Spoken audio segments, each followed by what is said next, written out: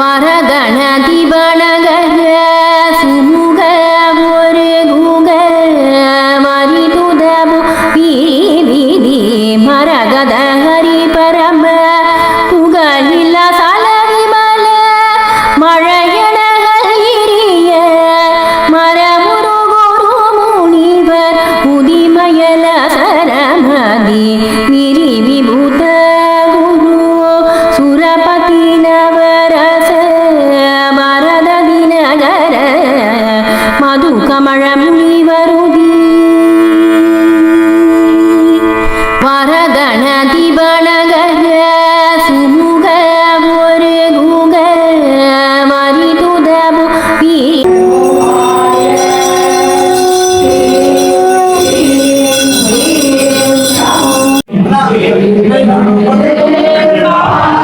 முப்பது 5/29 சாமிகள் வந்து தன்னுடைய அடியார்கள் எல்லாருக்கும் முன்னாடியே தன் மூச்சை உள்ளே இழுத்து இது பந்தம் பண்ணிடுறாரு. அன்றைக்கி குரு பூஜை. மறுநாள் 31ஆம் இங்கே திருவான்மையூரில் எட்டுன்னு வந்து சமாதி பண்ணி வைக்கிறாங்க. அப்போ கூட இருந்தவங்க திருவிக்கா, சச்சிதானந்தம் பிள்ளை, அப்புறம் மற்ற பெரியவங்கெல்லாம் இருந்து எல்லாம் நடத்தினது. அந்த குரு பூஜையை சாமியோட ஏற்படுத்தின மகாதேஜ மண்டல சபை வருஷம் நடந்துகிட்ருக்கு. இந்த வருஷம் இங்கே பாலசுப்ரமணிய பக்தன சபை, இந்த சபை வந்து சாமிகளால் தோற்றுவிக்கப்பட்டது. 1905 சாமி தான் வந்து இங்கே பல முறை சொற்பொழிவு பண்ணியிருக்காரு, பல சொற்பொழிவுகள் இங்கே நடத்தியிருக்காரு. Hello friends, welcome back to Srirangan YouTube channel. நம்ம இன்றைக்கி எங்கே இருக்குன்னு பார்த்தீங்கன்னா டிடிகே சாலையில் பாம்பன் சுவாமிகள் வந்து பாராயணம் பண்ண இடம். இன்றைக்கி வந்து 95ஆம் ஆண்டு குரு பூஜை விழா. ஸோ அதுக்காக தான் இன்றைக்கி வந்திருக்கோம். ஸோ நம்ம உள்ளே போயிட்டு சாமிகள் பாராயணம் பண்ணுறது நிறைய விஷயங்கள் இருக்குது உள்ளே. ஸோ நம்ம ஒன்றா பார்ப்போம். ஓகேங்களா, வாங்க உள்ள போகலாம். மறக்காம சப்ஸ்கிரைப் பண்ணுங்கள், கமெண்ட் பண்ணுங்கள், லைக் பண்ணுங்கள், ஷேர் பண்ணுங்கள்.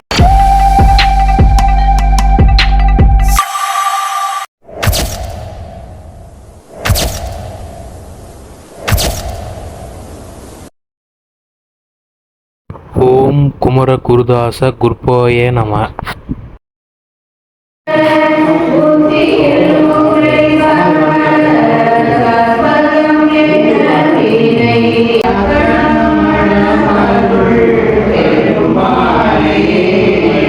அந்த அசடவிதம் அனைத்தும்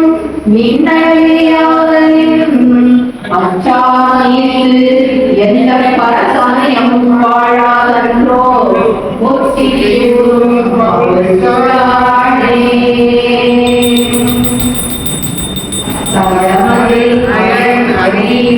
திருமுனிகண்ணையும் கடவுளுக்கும் உபதேசம் செய்தாய்.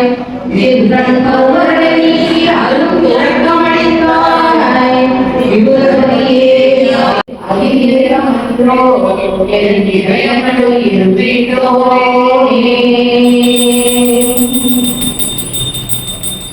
ஆறுமுகப்படும் நாமி 5 முகத்துடன் நிலவி அடியார்கள் முறைப்படி அதன்பின் குறைவில் சிவசக்தி.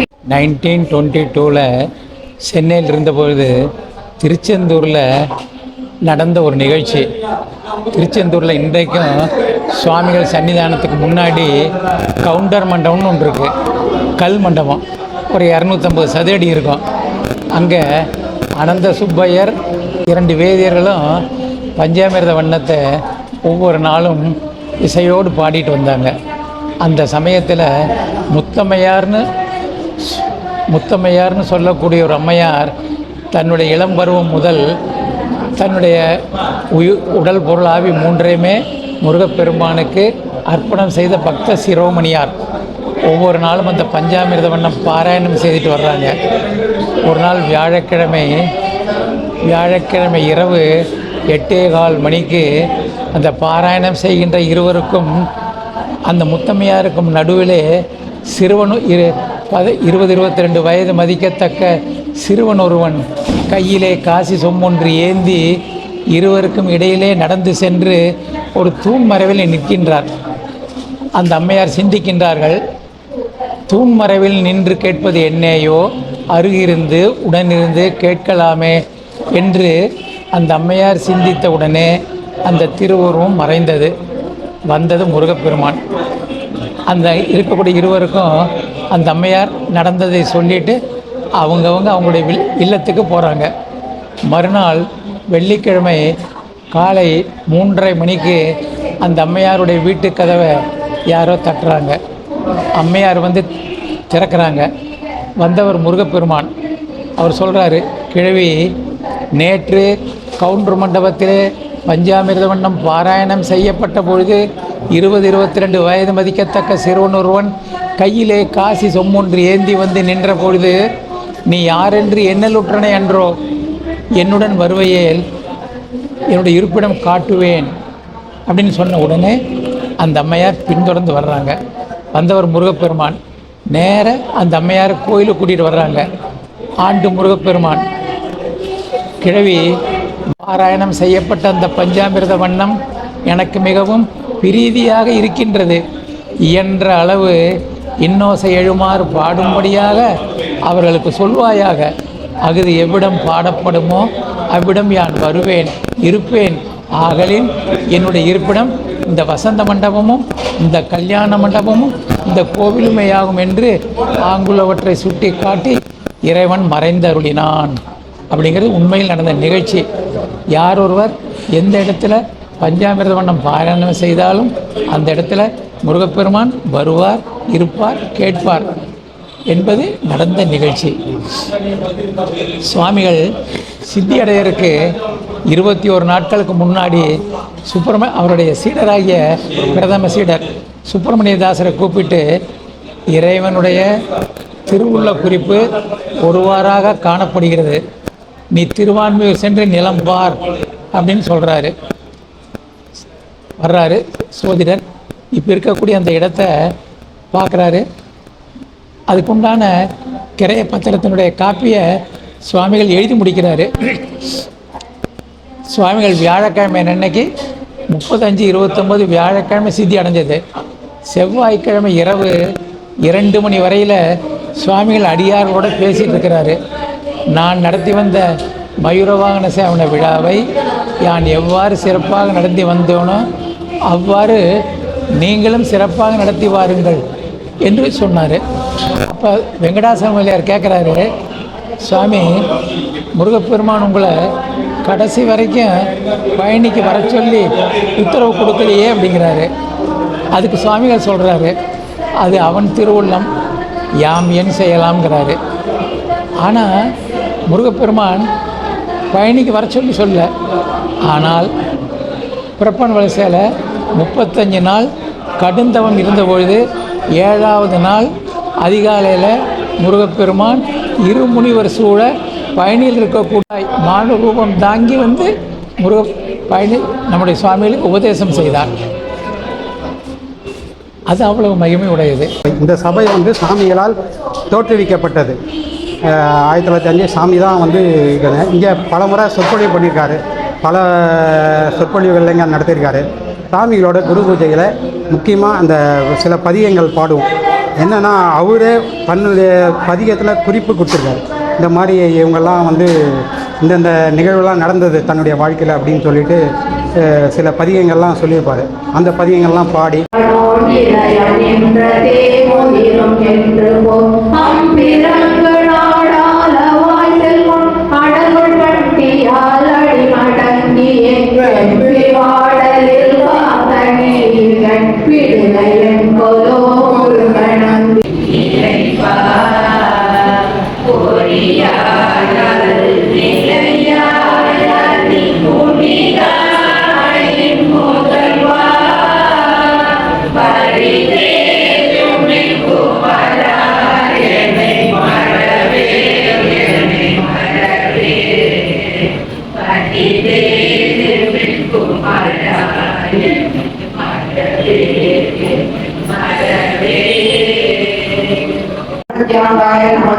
ஓம் அத்புதாய நமக, ஓம் அபீஷ்டதாய நமக, ஓம் அதீந்திரியாய நமக, ஓம் அமேயாத்மனே நமக, ஓம் அதுருஷாய நமக, ஓம் அவ்யக்த லட்சணாய நமக, ஓம் ஆபத் விநாசகாய நமக, ஓம் ஆயாய நமக, ஓம் ஆயாய நமக, ஓம் ஆகம சுந்தராய நமக, ஓம் சேத்ரபாலாய நமக, ஓம் சமாதாராய நமக, ஓம் சேமசேகராய நமக ஓம் சமாதராய நமக ஓம் சிவரத்னாய நமக ஓம் தேவபூஷாய நமக ஓம் ஹரிரத்னாய நமக ஓம் கிருஷ்ணாய நமக ஓம் கிருஷ்ணவர்தனாய நமக ஓம் ஹேமாதேவியே நமக ஓம் அம்சரூபாய நமக ஓம் ஓம்காராய நகநகதீபிஷாய நமக ஓம் ஹேமாத்ரிசாரூபாய நமக ஓம் ஹரிகேசாய நமக ஓம் சண்மதபதயே நமோ நமக ஓம் சண்டீபதயே நமோ நமக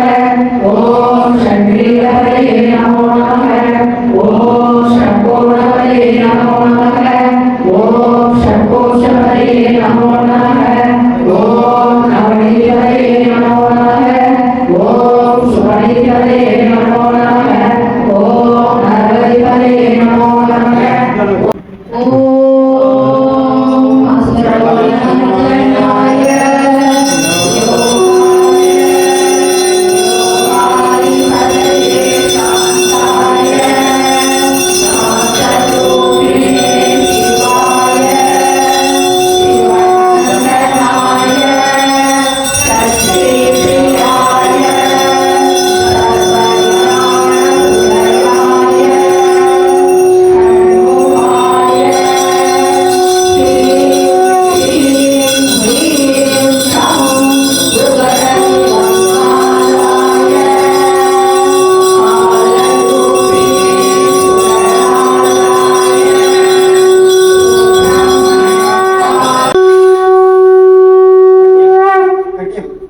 கட்டியம் ராஜாய பரமேஸ்வர